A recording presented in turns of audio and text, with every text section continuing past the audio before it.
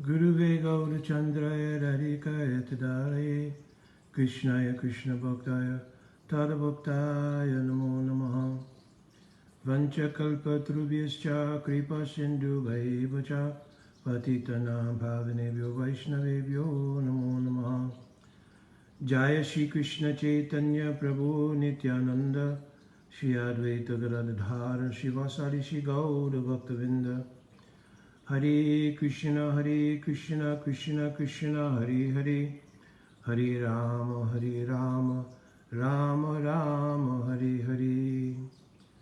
Dhanavad Pranam devotees. So I am, this is not really a question and answer session, but more it's a discussion that I had with someone. And they did ask a question in the context of our discussion, but primarily there was a overall discussion around a particular topic, and the topic was Kirtan Melas. So within our Vaishnav Mandal, and it has been for hundreds of years, that there's always been Kirtan festivals or Kirtan Melas. So it is not something that's new, but the particular devotee was discussing, and in the course of discussing, inquiring about having the Kirtan Melas in the way that we kind of have them now. Some of them where the Kirtaniyas are mixed groups of people, some being perhaps Mayavadi, some being perhaps just into music, and they're presenting as part of their musical presentation, they're presenting Kirtan as part of that, and then also having some devotees in there, and those devotees being of various adhikars in relation to Bhakti. And so the discussion was generally what was my feeling about that. So I always like that I should not have my own personal opinion presented in terms of anything that's being discussed publicly, unless I state previously while discussing it that this is just my opinion.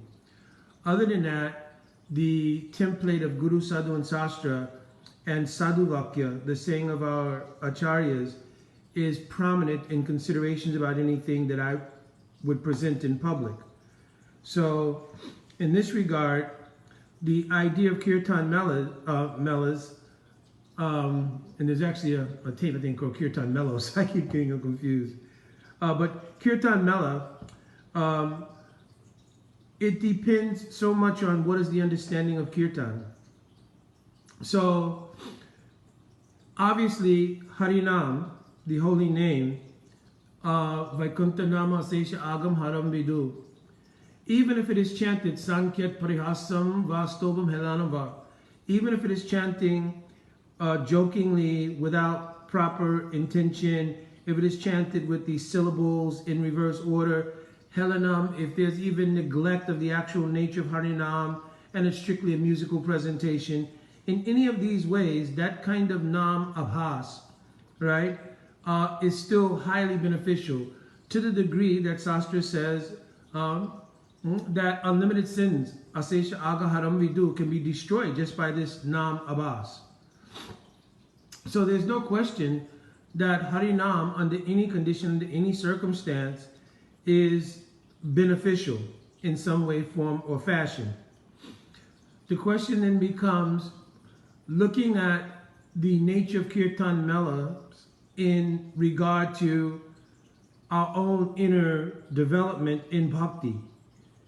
So in that regard, there could be some things to consider. So one thing to consider is first to understand what have our acharyas described as Kirtan. So the acharyas describe Savot Bhavena Kirtan. Savot Bhavena Kirtan means that Kirtan which is replete with the bhavs that have come about from realizations in regard to Srinam, and regard to Nami, Shri Krishna and Radha and their associates, and the Dham, etc., etc. So Sarvat Bhavena Kirtan means that Kirtan which is replete with that kind of understanding and realization. When that Kirtan is presented in a mela, in any small grouping, wherever it is presented, the immense benefit that comes from the inherent nature of the realizations of the Kirtaniyas can do more to stimulate our growth in Bhakti than the simple Nam Abhas that may be present in general Kirtan melas or Kirtan festivals, etc. So again, just to be clear, it is not a discouragement about Kirtan festivals or anything like that. It is an affirmation that first, in the deeper mood of doing Kirtan, we want to have an understanding. Just like it's expressed that Krishna's name and Krishna are non-different. But how one will realize this is through hearing the Hari Katha, which is the Swarup of Harinam. So this was mentioned by Srila Bhakti Saraswati Thakur himself. He mentioned that Harinam without Hari Katha is not complete. Because Hari Katha is the Swarup, it is the intrinsic reality of Harinam. So I've given an example many times before that if someone knocks on your door and you open the door and you can see a person's form, you can, by your external senses, understand perhaps the racial makeup, the gender makeup, the height, the weight, etc. You can analyze so many things from an external point of view about that person. But no real relation is developed with that person because there's no understanding of who that person is. There's no understanding really, except for surface understanding of what that person wants, what's your relation to that person. But when the person opens up and begins to speak and they begin to tell you, oh, my name is so-and-so, I come from this place, I have a relation with you via some familial connection, I've traveled this far. All this different information that comes about now gives intrinsic understanding of the inner reality of that person, whom you could only digest by your external senses before that point of them revealing things about themselves.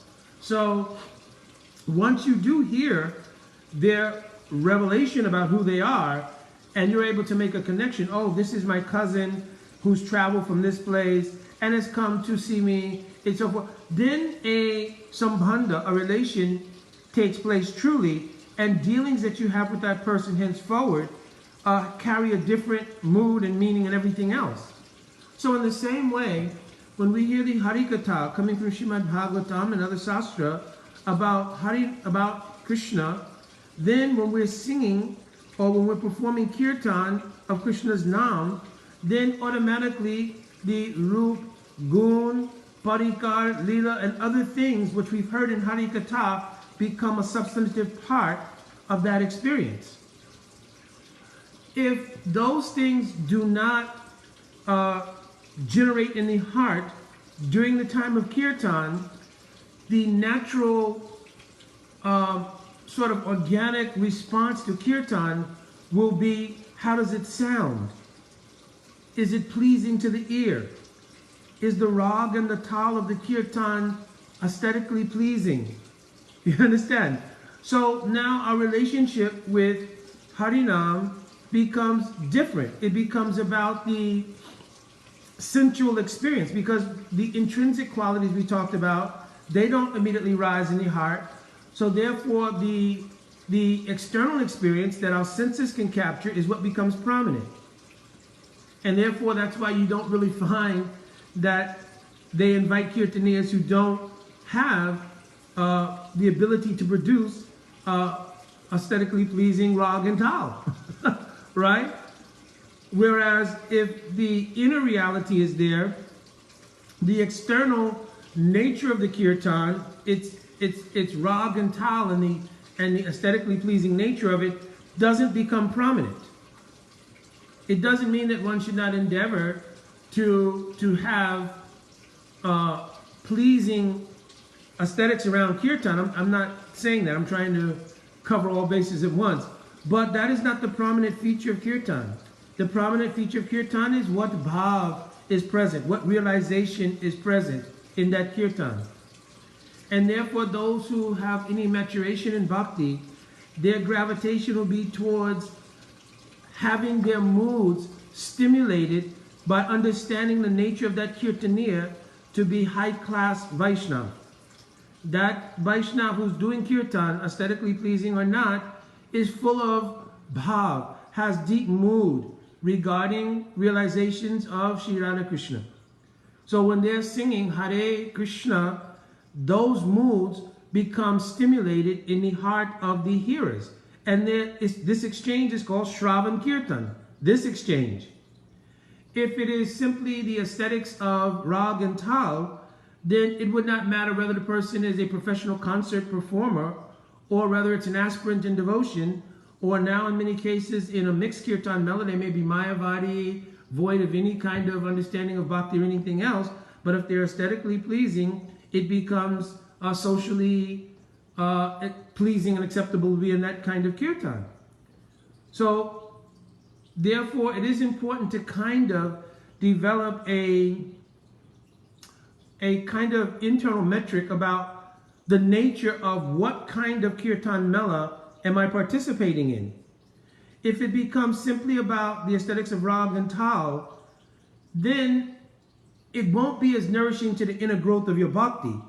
It may be auspicious, it may be have some piety, it may give some sukriti, right? But if you have been in bhakti for some time and your aim and objective is now to try to advance in bhajan, and by bhajan the anarthas will be removed, and then nishta will take place, and then ruchi will come, right? Because even in ruchi, in Madhurya Kadambini, this point that I'm bringing up now is clearly mentioned there. What is Vastu Vaishishta Apekshaniya and Vastu Vaishishta Anapekshaniya in ruchi? So what I mean by those terms is Vastu Vaishishta. What is the speciality of the external aesthetics of a particular thing? So in this case, we're talking about kirtan. What are the external aesthetics of that kirtan? Is it rag and tal pleasing? So in the very beginning of ruchi, that might be a consideration. But when your ruchi matures, vastu vaishishta anapekshaniya, then there's not a consideration of the external aesthetics of the kirtan, but rather what is the depth of the mood in that kirtan becomes prominent. You understand? And therefore we relate the kirtan more to the inner mood of the kirtaniya, more than we do to the external quality of vocal pleasing quality, or the ability of the mridanga and karta or harmonium to be very nice. So we relate what is the mood in that kirtan. You understand? So I have the firm conviction, so now I'm stating a personal opinion, separating from speaking in sadhu vakya or etc., that really any significant kirtan mela has to be a part of Sravan mela. So you cannot have kirtan without doing Sravan, right? So you have to hear Hari Katha, and then kirtan should become the outgrowth of hearing Hari Katha. Almost you can relate this as well to the attendance of various events like Rath Yatra. Every year around the time of Rath Yatra, I think it should be a very important feature that the katha and the deep katha of the meaning of Rath Yatra should be discussed in all the temples. And they should have maybe 1 week building up, explaining the deep meaning of Rath Yatra according to the vichar or conceptions of Sriman Mahaprabhu. Because the Rath Yatra, as it was done in Puri for many, many years, is not exactly what it is that Mahaprabhu revealed about Rath Yatra. So we should go to the Rath Yatra with that mood. Other than that, we'll be going to the event called Rath Yatra.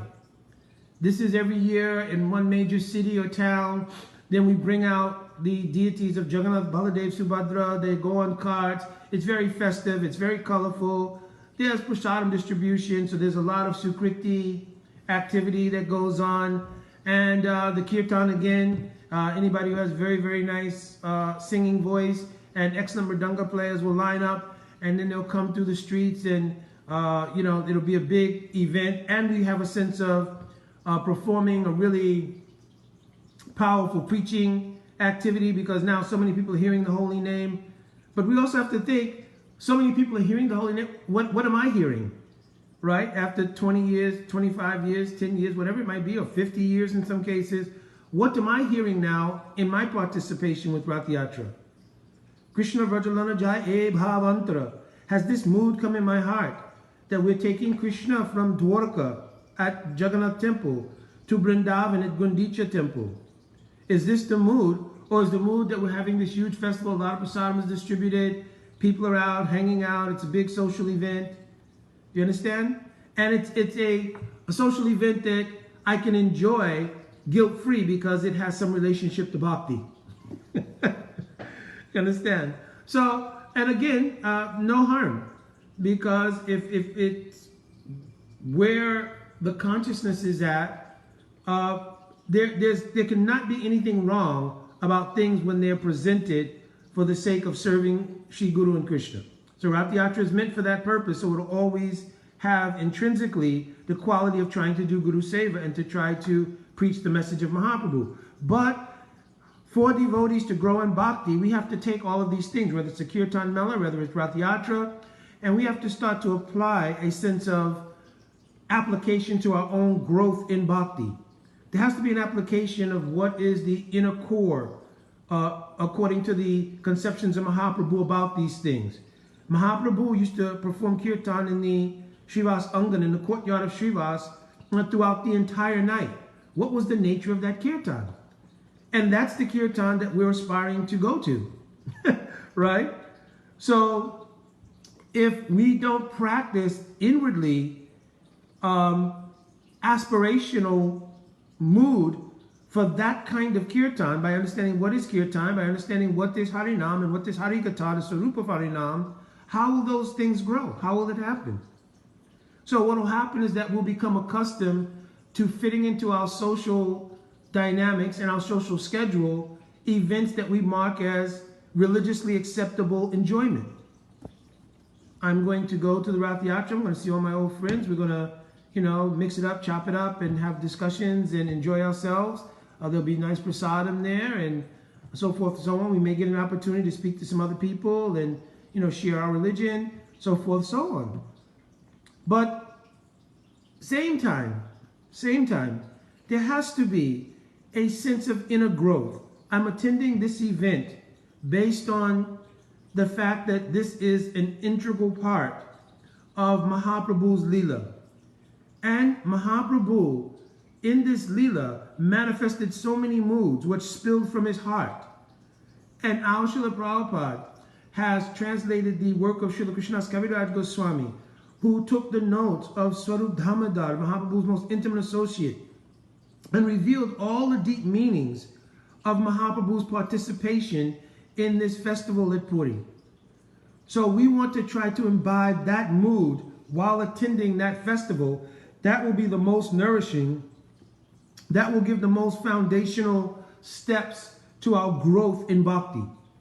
All the other things may be there, but the internal spiritual growth for ourselves will also be there if we take this mood in our approach. Both in a Kirtan Mela, we should consider how close is it to the mood of the Kirtan in the Srivas Angan. Does it have those moods? Savat Bhavena Kirtan. At the Rath Yatra, is it full of those moods of Mahaprabhu at Puri during the Rath Yatra? And the only way to establish these things is to do Hari Katha of them. If we don't do Hari Katha of these things, then only the external features of Kirtan Melas, of Rath Yatra festivals, etc. will be there. So it's a personal choice, but as I was speaking to this particular devotee, this was part of what we spoke about, and the fact that it would be much better, I believe, that if we're going to have a Kirtan Mela, that it should be based on having a Kirtan Sravan Mela, right? that there should be so much hearing of Hari Katha, perhaps during the daytime, and then throughout the evening, there should be Kirtan. Because now the outgrowth of what was heard and imbibed will now come out in the form of Kirtan, Harinam Kirtan. And so now the meditation won't be on attendance of a cool musical festival. It'll be an inner growth mutually among many devotees of internal growth in bhakti. Because throughout the day, devotees are sharing realizations. The meaning, the dati pratagrinati, guyamakyati prichati, bhunkte bhojayate jaiva, sadvidam priti lakshanam. Rupa Goswami identified 6 symptoms of exchange that have priti lakshan. They have the quality of love. Love you cannot find in the material world. Right? Kaitavam rahitam prema, na prema manushaloke. In the material world, among ordinary men and women, there is really no love. Kaitava, it is only a sense of cheating because it is a reflection of real love that's exploited for self-interest, and therefore it becomes called love in the material world, but it's really exploitation in many cases, self-interest in other cases. But real love is not there. Even Rupa Goswami is given the real definition of love. Sarvatarahitam prema. No, what is this? Sarvata Dongshakarane yat Sarvata Dongsarahitam Yadapi Dongshakarane yat Bhava Bandhano Yuno Prema Parikirtita. He gave this definition of love. Under no circumstances can love be broken. Sarvata Dongsarahitam Yadapi Dongshakarane. Even if there's a so-called cause for the love to break, it doesn't break, it gets stronger. And brings the lover and beloved closer together. This is the real meaning of love in the true spiritual context. In the material world, we don't have an unconditional love that can't be broken under any circumstances. There may be some reflection of it in greater or lesser degrees, but there is no absolutely unconditional love in the material world. But Rupa Goswami identified 6 exchanges, the dati pratagrinati guyamakati prichati bhunkte bojayate chaiva sadvidam priti lakshanam. He identified 6 exchanges between Vaishnavas have priti lakshan. They have the quality of love. Why? Because those things, the dati pratagrinati, to give and receive. This is the real meaning here, essential meaning, to give and receive. Right? Or guyamakyati prichati, confidences. What you have realized, what I have realized, we're exchanging. This is bhunkte bojayate chaiva. This is the actual prasad in bhakti. Sometimes we hear this verse and we think it means only external gifts. I'll give you a gift, you give me a gift. We'll exchange confidences. And in many cases, unfortunately, this becomes rumor mongering. Okay, I'll tell you the secret thing I just heard. You tell me something, you're not that, you know. And then bhunkte bojayate chaiva, then taking and honoring prasad. We'll cook for each other, so forth. This is also true. Not the rumor part, right? But really the meaning here is the dati pratagrinati. That gift which you hold most valuable is guyam akyati, prichati. The sharing of the internal realizations you have with someone whom you have enough love and affection and deep connection with that you can share your realizations and receive theirs. This is bhunkte bojayate chaiva. This is what should be tasted, therefore it is compared to offering foodstuff. Because the mood inside of those realizations, which should contain the elements of bhakti ras, can be tasted. So the real meaning of this verse is how to taste the extremely valuable gift of the exchange of internal realizations. This is the real meaning of this verse, or deeper meaning of this verse, right? So if we do like this before Rath Yatra, or if we do like this during Kirtan Melas, where there's Hari Katha during the day, and then by evening all devotees gather having heard so much Hari Katha, and having those moods churning in their heart, then those moods are stimulated by the wonderful and beautiful kirtans which are performed by so many devotees. Other than that, it will start to become, which in many cases it is, a concert of expertise in rag and tal from various personalities who then have some notoriety based on their ability to perform well. All right? So we don't want our kirtan to come to that level, right? Because for the kirtaniya, it will produce pratishta. For those who are hearing it, it will produce self-enjoyment mood. You understand? But if there's Hari Katha and Sri Krishna's Swarup is established in the central place, then the kirtan will be inspired by Krishna and his associates, Radha and Krishna and their associates being the centerpiece of the kirtan. Because now we're doing kirtan in glorification of the Swarup of kirtan, which we heard throughout the day. So my feeling, my opinion, based on Guru Sadhu Sastra and Sadhu Vakya, that any kirtan mela should have as one feature of it, Sravan mela, the hearing of Hari Katha. Other than that, there's the danger that kirtan will turn into, and this happened actually not long after the associates of Mahaprabhu in the second generation, Narottam Srinivas Shamananda, they developed kirtan styles like Manasai, Reneti, and Garanahati, these different styles of kirtan, and they became perfected by many performers, but later on, it turned into a simple, mundane sort of thing of kirtan performances. And there was no quality of bhakti. In fact, many of the kirtaniyas themselves were not even practices of bhakti. It was a performance. Like that. So, in fact, I think one person in Arjun Prabhu, he's mentioning in the chat that this is a thing that went on, right? And many Apasampradayas, Aul Bhaul, I haven't read his, I couldn't see the whole comment, but I would assume he's referring to Owls, Bowls, etc., that this became a whole Apasampradaya. So it is extremely important to infuse the Kirtan Mela with the conceptions of Mahaprabhu. So even when devotees sing different rags, different tals, there's some understanding. Is this Virohe mood? Is this Sambhog mood? Is this Virohe after Sambhog? Right? And so many genuine feelings in bhakti will come into the heart.